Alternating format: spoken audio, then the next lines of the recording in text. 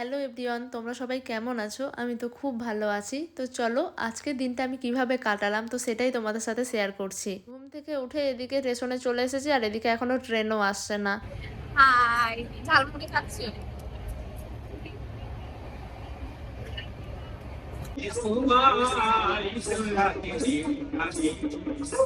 সকাল সকাল কিছু খেয়ে আসা হয়নি, তাই ট্রেন থেকে নেমে প্রথমেই আমি ব্রেকফাস্ট করলাম আর ব্রেকফাস্টে ছিল ডিম টোস্ট।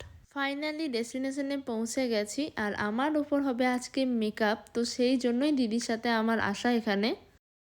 কি হয়েছে মুখে আমার? কিছুটা মেকআপের পরেই আমরা করেছিলাম লাঞ্চ, আর লাঞ্চে দেখো কত কি আছে, পোলাও সাথে চিকেন।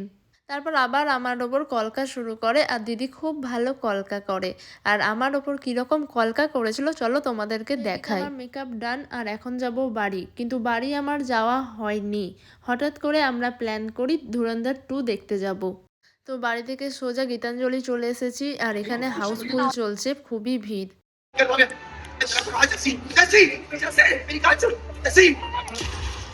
মুভি নিয়ে তো কোনো কথা হবে না, আমি যা বলবো তাই কম পড়ে যাবে।